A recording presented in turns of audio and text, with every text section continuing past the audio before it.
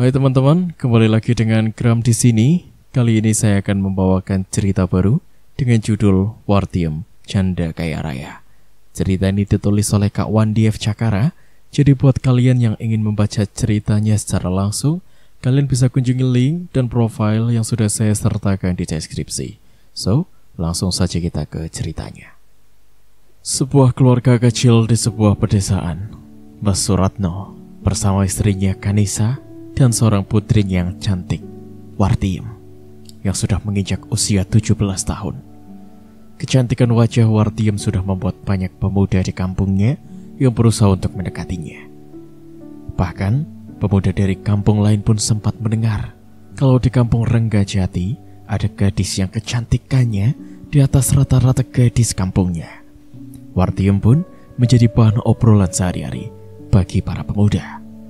Kok bisa ya Pak Suratno punya anak secantik itu?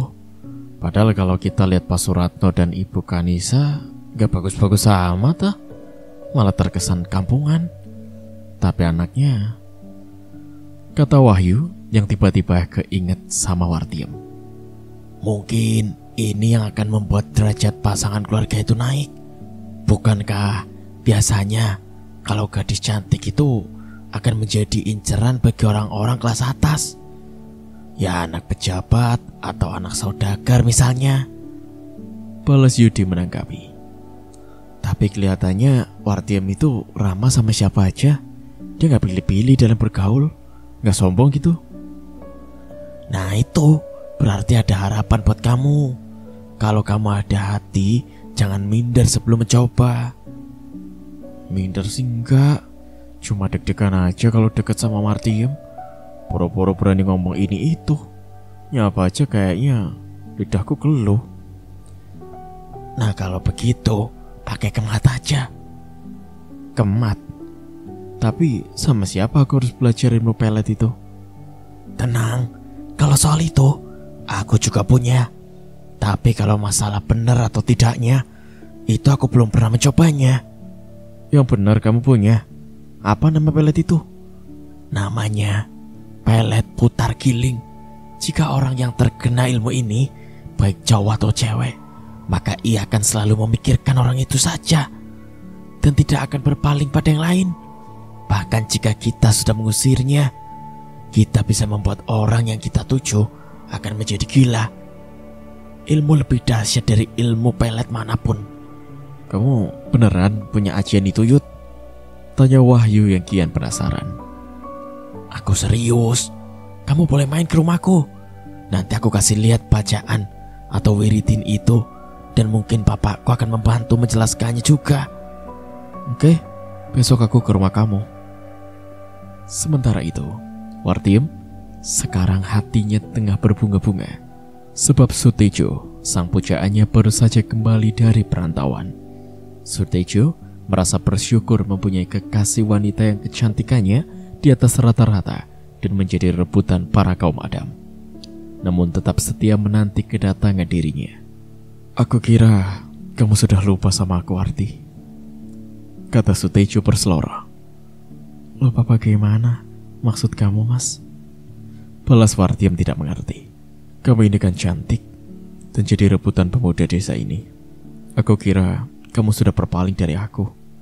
Oh alah Mas, kalau soal cantik itu kan relatif. Bisa saja tiba-tiba aku bisulan di wajah dan seketika jadi jelek. Apa mereka masih mau memperebutkan aku? Tentu enggak kan? Aku nyaman sama kamu, Mas. Dan kalau bisa cepat-cepat kita menikah, agar aku tidak lagi jadi rebutan dan juga tidak membuat kamu selalu berburuk sangka. Menikah itu hal yang mudah. Tapi masalahnya, apakah kedua orang tua kamu mau merestui dan menerima aku sebagai menantu mereka? Aku tahu kemana arah pembicaraan Mas. Mas menyinggung soal si Karman, anak juragan Karsan itu kan? Memang ayahku lebih condong memilih dia. Tapi yang akan menjalani hidup berumah tangga itu aku, Mas. Kalau orang tuaku tidak setuju, apa kamu akan mundur begitu saja? Mungkin tak ada pilihan bagiku selain untuk menyerah dengan keadaan. Sebab bagaimanapun, restu orang tua adalah kunci kebahagiaan bagi anaknya. Tak ada orang tua yang ingin melihat anaknya menderita. Mereka pasti ingin melihat anaknya bahagia. Dan mereka memilih yang terbaik untuk kamu. Kamu bilang tidak ada jalan lain selain pasrah. Jalan kita masih panjang, Mas. Dan dunia ini tidak terlalu sempit untuk kita. Kita kawin lari. Jangan. Aku tidak mau melawan hukum. Bisa-bisa aku dipenjara, dituduh membawa kabur anak gadis orang. Atau kamu akan melihat aku menjadi mayat yang terapung di sungai. Astagfirullahaladzim, Warti. Sadarlah, dengan ucapan kamu itu tidak baik dan dosa bagi orang yang sudah lemah imannya. Warti yang memandang lekat wajah Sutejo. Ia seakan tengah mencari kepastian di mata kekasihnya itu. Dari kejauhan, dua pemuda terlihat sedang menuju ke arah mereka. Wartiem dan Sutejo sudah cukup mengenali sosok pemuda yang punya penampilan unik ini. Karman, yang anaknya Juragan Karsan. Rambutnya muda anak pang berdiri kaku. Sepasang anting-anting menghiasi telinganya. Bajunya juga hanya jeans tanpa lengan dan sepatu tinggi hingga menutupi betis. Sedangkan temannya hampir sama saja. Udah ada yang ngapelin duluan nih bidadari kue. Tejo, ngaca dong ah. Masa cowok kampungan kayak lu ini mau deketin bidadari cantik Wartiem? Gak pantas. Karman terus jerocos. Wartiem dan Sutejo yang sudah maklum dengan sifat pemuda itu hanya tersenyum. Babe ada? Tanyanya pada Wartiem. Lagi keluar, Bang. Katanya mau tahlilan. Balas Wartiem. Pantasan lu berani enak-enakan berdua-duaan sama cowok kampung ini. Sambung Karman menunjuk pada Sutejo. Lu dari tadi manggil gua anak kampung terus. Apa lu ngerasa kalau diri lu anak kota? Kapan lu tinggal di kota? Yang gue tahu nih ya, lu itu tiap hari cuma keliling kampung doang. Kayak aja lu pakai tiruan anak pang segala. Padahal gue tahu nyali lu tuh ciut. Lu cuma berani ngomong atas nama bapak lu yang katanya juragan itu. Sutejo akhirnya geram juga. Wah, udah pelaku nih anak kampung. Cio, ajar dia. Karman memberi perintah pada temannya. Aduh bos, gua gak berani.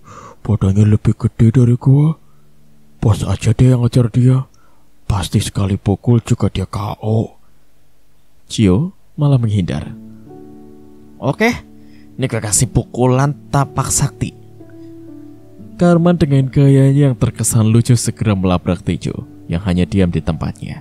Dengan sekuat tenaga, Karman memusatkan tenaganya pada tinjunya dan Tejo hanya menghindar sedikit saja, sambil kakinya mengait kaki Karman yang terbawa gerakan tenaga, sehingga dengan begitu ia terus meluncur ke depan dengan satu kaki terangkat dan Karman meringis kesakitan sambil memegangi pinggangnya yang terkena bongkahan batu. Aduh, sakit tau. Awas lu ya, gue bilangin sama bokap gue, kata Karman sambil mengancam.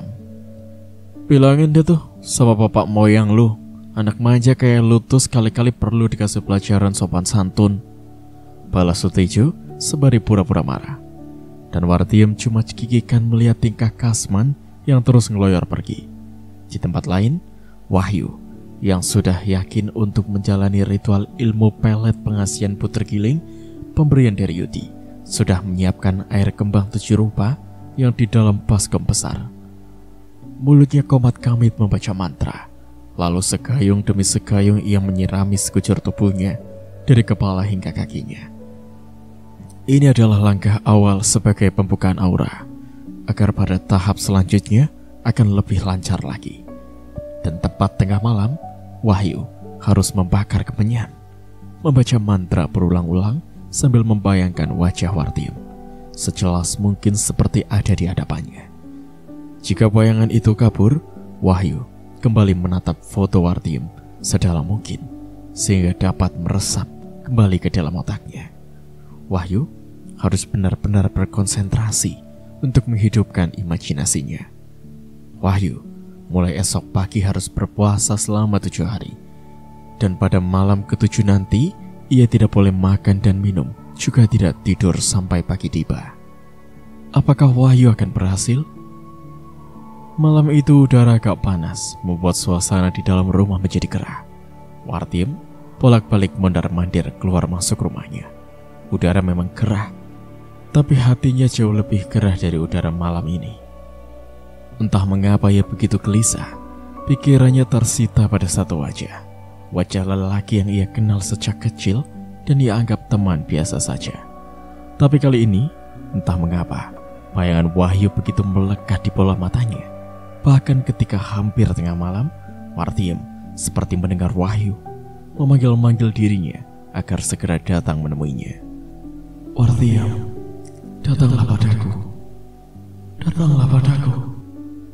Kata itu berulang-ulang terngiang di telinganya sehingga ia merasa gendang telinganya akan pecah. Dan Wartiem pun keluar rumah melangkah bagai robot menuju ke suatu tempat. Untungnya saat itu Pak Suratno belum tidur dan ia melihat putrinya keluar rumah. Maka ia pun segera menyusul anaknya yang belum terlalu jauh. "Warti, kamu mau kemana, nak? Ini sudah larut malam. Gak pantas anak perawan keluar tengah malam," seru Pak Suratno sambil mencekal lengan putrinya. "Lepasin, ayah. Aku mau ke rumah Wahyu. Dia memanggil-manggil aku terus." Jawab Wartiem. "Wahyu, ada urusan apa sama dia? Pokoknya aku harus nemuin dia. Aku gak mau hidup tanpa dia." Tiba-tiba Wartiem menjadi histeris. "Aneh, kenapa anakku tiba-tiba jadi begini? Padahal aku lihat dia tengah bahagia bersama Sutejo.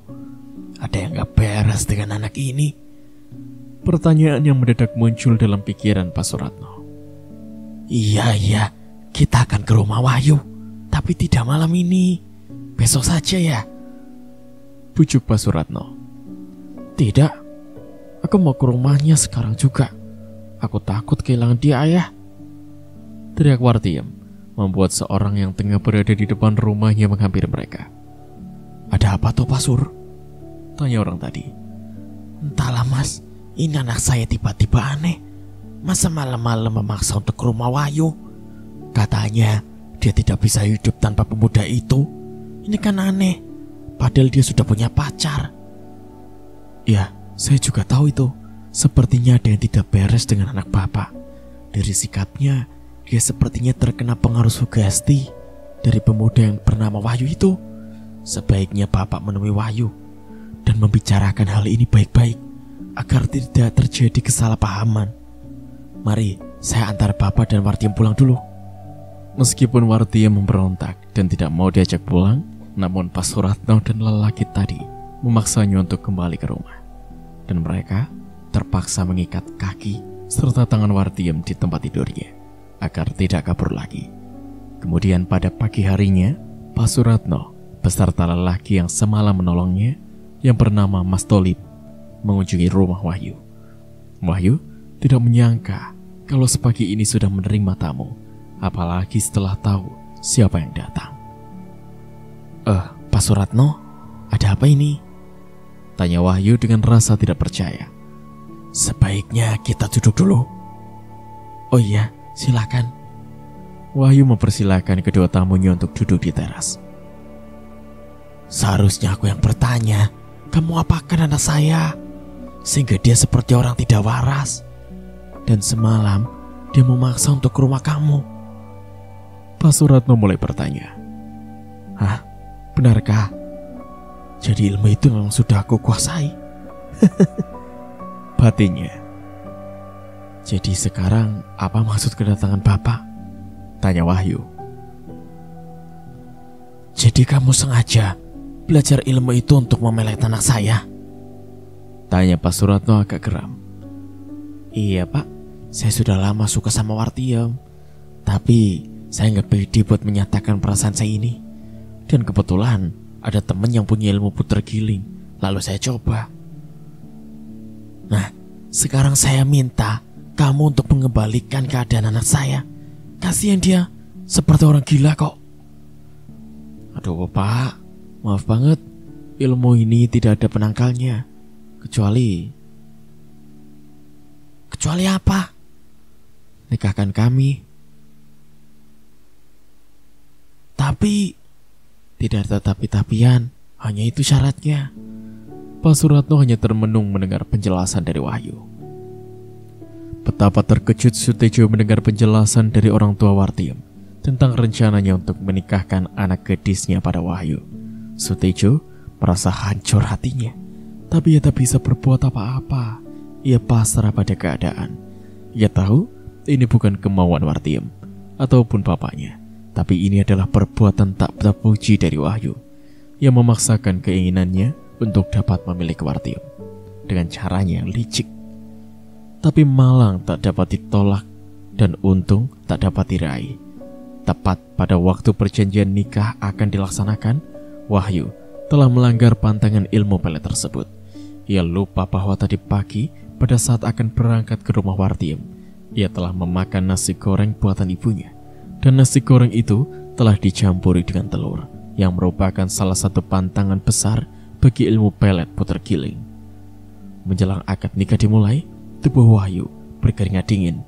Pandangan matanya seolah kabur. Dunia ini berputar-putar, sehingga Wahyu terjatuh dari tempat duduknya dan tidak sadarkan diri. Sejak kejadian itu, Wahyu seperti orang yang kehilangan akal sehatnya. Ia selalu memanggil-manggil nama Wartiem. Rupanya, ilmu peletnya telah memakan jiwanya sendiri akibat melanggar pantangan. Mengetahui kalau dirinya telah terkena ilmu pelet oleh Wahyu yang hampir membuatnya gila, maka Wartiem memaksa meminta kepada orang tuanya agar ia segera menikah dengan Sutejo untuk menghindari orang-orang seperti Wahyu. Sutejo merasa dirinya berada di atas angin. Ia sengaja mengatakan kalau dirinya belum siap untuk menikah karena belum punya uang untuk biaya pernikahan. Namun Pak Suratno mengatakan kalau pernikahan mereka akan digelar dengan cara sederhana tanpa pesta. Yang penting kalian menikah secara sah dulu, dan tak ada lagi pemuda yang akan mengganggu Wartiem. Tidak juga si Karman. Meskipun saya memang berharap punya menantu kaya, tapi ini mungkin sudah ditakdirkan oleh Yang Kuasa kalau jodoh Wartiem adalah kamu. Ucapan Pak Suratno sedikit menyindir Sutejo. Iya Pak, saya memang tidak pantas untuk menjadi menantu Bapak. Seandainya Bapak menolak saya pun rela melepaskan Wartiem untuk Bapak jodohkan sama si Karman itu. Balas Sutejo merendah. Oh tentu tidak begitu. Yang menikah itu kan Wartiem, dan dia berhak menentukan jalan hidupnya sendiri. Saya dan ibunya Wartiem hanya bisa pasrah dan berdoa saja. 1 minggu kemudian, mereka telah resmi menjadi sepasang suami istri. Pada bulan-bulan pertama, Wartiem masih merasa nyaman menikmati madunya cinta mereka berdua.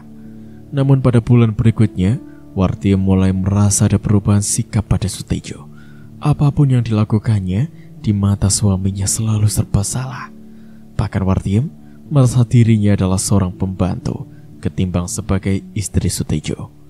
Segala pekerjaan rumah yang biasa dikerjakan oleh ibu mertuanya, kini harus ia kerjakan sendiri. Begitupun dalam urusan uang belanja Sutejo, memberikan lebih sedikit dari biasanya. Cobalah untuk lebih irit. Cukup tidak cukup, kamu harus bisa mengatur uang itu, kata Sutejo sinis. Tapi Bang, uang segini mana cukup? Wartiem berusaha untuk bersabar. Kalau kamu merasa kurang, sebaiknya kamu kerja sendiri. Mau ke Arab kek, ke Malaysia kek, aku gak peduli. Aku menikahi kamu karena terpaksa saja. Aku dijadikan ban serep atau pemain cadangan oleh ayah kamu itu, yang dari dulu tidak pernah menyukai aku. Dan sekarang aku pun bisa membalas perlakuannya kepadamu. Tapi, bukankah kamu juga mencintai aku, Tejo? Dulu memang aku mencintai kamu, tapi setelah aku tahu kalau aku adalah pelarian, maka rasa itu sudah tidak aku miliki lagi. Baiklah, aku akan bekerja. Baguslah, cari gaji yang besar. Ya, aku akan masuk ke tempat pelatihan untuk kerja di luar negeri. Dan setelah itu, Wartiem pun memutuskan untuk masuk pelatihan kerja selama beberapa bulan, untuk kemudian ia ditempatkan di Taiwan sebagai pembantu rumah tangga. Beruntung bagi Wartiem, ia bekerja di sebuah keluarga kaya raya, dan Wartiem hanya bertugas merawat nenek jompo. Sehari-hari ia hanya mengajak nenek itu berputar-putar mengelilingi halaman rumah, meskipun keluar hanya berjarak beberapa puluh meter saja.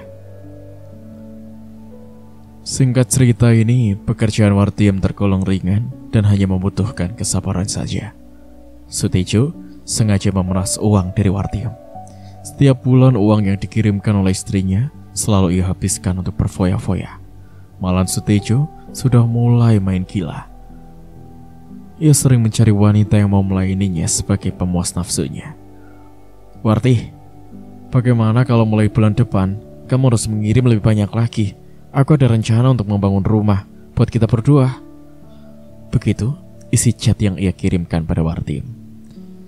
"Ya kalau abang punya pikiran seperti itu, aku tidak keberatan. Tapi saat aku pulang rumah itu sudah jadi," balas Wartiem yang percaya pada akal bulus suaminya. Wartiem pun akhirnya percaya kepada suaminya karena hampir setiap bulan ia mengirimkan foto pembangunan sebuah rumah yang cukup bagus. Namun Sutejo hanya tertawa, sebab gambar yang ia kirimkan pada istrinya itu bukanlah pembangunan rumah milik mereka berdua, tapi gambar yang ia ambil di sebuah kompleks perumahan. Sutejo senang karena telah berhasil mengelabui istrinya demi kesenangannya. Bahkan Sutejo kini sudah secara terang-terangan menjalin hubungan asmara dengan tetangga dekatnya. 3 tahun pun berlalu, Wartiem pulang ke kampung halamannya. Di matanya sudah terbayang sebuah rumah yang layak yang sudah berdiri di dekat rumah orang tua Sutejo. Namun apa yang ia dapatkan sesampainya di rumah orang tua suaminya? Tak ada rumah baru di sana, seperti yang selalu diceritakan oleh Sutejo. "Kamu telah menipu aku, Bang. Mana rumahku yang katanya selesai dibangun itu? Mana?" tanya Wartiem dengan nada emosi. Aku bukan membangun rumah buat kamu, Warti. Tapi aku telah membangun rumah tangga bersama istriku yang baru. Kamu pasti mengenalnya. Kurnia, kemari sayangku. Ini ada tamu spesial buat kamu," balas Sutejo sembari memanggil seseorang. Wartiem terkejut bukan kepalang demi melihat seorang wanita yang sudah sangat ia kenal sejak masa kanak-kanak dulu. "Kurnia, kamu?" Pertanyaan itu seperti tak dapat ia lanjutkan. Wartiem memandangi sahabatnya dengan rasa tak percaya. Maafkan aku, Wartiem. Aku tergoda oleh rayuan suami kamu. Apalagi kamu kan tahu, aku ini janda yang kesepian," balas Kurnia seperti sengaja mengejek. "Kalian benar-benar keterlaluan." Wartiem berusaha menahan emosinya. Ia melemparkan tas pakaiannya. Kemudian, tanpa pamit, ia pergi meninggalkan mereka berdua yang dengan senang hati menertawakan kebodohan dirinya. Wartiem kembali ke rumah orang tuanya. Ia menceritakan pengkhianatan Sutejo yang telah menikah lagi dan menipu dirinya. Pak Suratno marah. Dia ingin melapor Sutejo menantu yang telah menyakiti hati anaknya. Namun Wartiem berusaha mencegahnya karena ia tahu kalau Sutejo mungkin akan melawan orang tuanya. "Sebaiknya aku akan menceraikannya tanpa sepengetahuan dirinya," kata Wartiem pada akhirnya. Wartiem hampir stres menerima kenyataan ini. Sutejo, laki-laki yang dulu teramat mencintainya, kini menjadi seseorang yang sangat pendendam pada dirinya. Dan sakit hati Wartiem pun semakin menjadi setelah suaminya dengan sengaja memperdayainya, menipunya habis-habisan, dan berujung pada sebuah pengkhianatan. Wartiem akan pergi jauh untuk tak lagi mendengar cerita tentang mereka. Semua sudah berakhir, dan sebuah babak baru akan segera ia mulai. Hampir jam 11 malam, Wartiem baru turun dari bus yang membawanya ke kota kelahirannya. Malam itu, langit agak mendung, dan sebentar lagi mungkin hujan akan turun. Wartiem gelisah karena tak ada satupun ojek motor yang mangkal di tempat itu. Sedangkan untuk berjalan kaki rasanya tidak mungkin, sebab jarak dari tempatnya menuju ke rumahnya sekitar 5 km lagi. Gerimis mulai turun. Wartiem terpaksa berteduh di tempat biasa tukang ojek berkumpul. Ia tak tahu apa yang harus ia lakukan dan pasrah pada keadaan. Seorang pengendara motor tiba-tiba berhenti di hadapan Wartiem. "Mbak, mau kemana? Malam ini kayaknya gak ada ojek yang mangkal." Kalau Mbak mau biar saya antar. Tanya pengendara tadi yang ternyata seorang pria tampan dan berkumis tipis. Saya mau ke kampung Cijoho, tapi kemalaman rupanya. Terima kasih atas tawarannya. Apakah Mas ini ngojek juga? Tanya Wartiem yang masih tetap duduk. Oh, bukan Mbak, saya baru pulang kerja. Oh iya, kebetulan kita satu arah. Ayo Mbak, nanti keburu hujan, bisa tambah repot. Pemuda itu pun membantu membawa tas punggung Wartiem, yang kemudian ia taruh di gantungan depan motornya. Semula, Wartiem nampak ragu, namun akhirnya ia menurut juga dan segera naik ke boncengan. Kira-kira 10 menit berjalan, tiba-tiba pemuda itu menghentikan motornya, lalu menyuruh Wartiem untuk turun. Ia membuka jok dan melihat tangki bensin. Aduh, celaka, bensinku kosong, umpatnya. Jadi gimana ini Mas? Tanya Wartiem semakin cemas. Bersamaan dengan itu, hujan pun turun dengan cukup deras. Pemuda tadi seolah tidak peduli dengan pertanyaan Wartiem. Ia mendorong motornya menuju sebuah gubuk kecil yang tepat berada di belakang sebuah pohon besar berdaun lebat dengan akar-akar gantung yang menjuntai. Wartiem mau tak mau mengikuti pemuda tadi yang langsung membuka pintu gubuk yang tidak terkunci. Nama saya Kusno, kata pemuda itu seraya mengulurkan tangannya. Wartiem, balas Wartiem menyambut uluran tangan Kusno. Namun alangkah terkejutnya Wartiem karena Kusno mencekal lengannya dengan kuat. Jangan berteriak, atau kamu akan saya bunuh, kata Kusno mengancam, dan satu tangannya mengambil sebilah pisau dari palai pinggang. Apa-apa ini nih? Tidak, aku harus cepat sampai ke rumah, seru Wartiem dengan panik. Percuma, sekarang hujan lebat, lagian rumah kamu masih jauh. Cepat, buka pakaian kamu, atau aku akan merobeknya dengan pisau ini. Kusno mengancam dengan mata pisau yang ia tempelkan pada dada Wartiem. Ancaman Kusno benar-benar membuat Wartiem putus asa, dan ia hanya bisa pasrah saat tangan-tangan pemuda itu dengan terampilnya mempreteli pakaiannya satu persatu. Dan dengan ganasnya, pemuda itu menyerang tubuh Wartiem yang sudah dalam keadaan polos. Wartiem masih mencoba meronta ketika Kusno meregangkan pahanya, namun tenaga pemuda itu jauh lebih besar dari tenaganya. Kusno hampir saja berhasil menemukan titik tersembunyi di antara himpitan paha mulus Wartiem. Tiba-tiba, pintu pun terbuka dan sebuah tangan menarik kerah baju Kusno, menghempaskannya dengan kasar. Kusno terjerembab di atas tanah becek. Wajahnya pelepotan lumpur.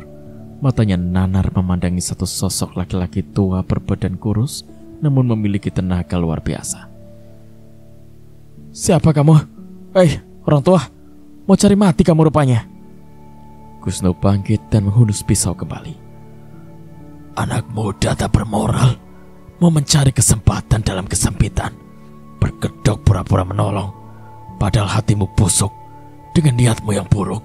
Kamu tak perlu tahu siapa aku.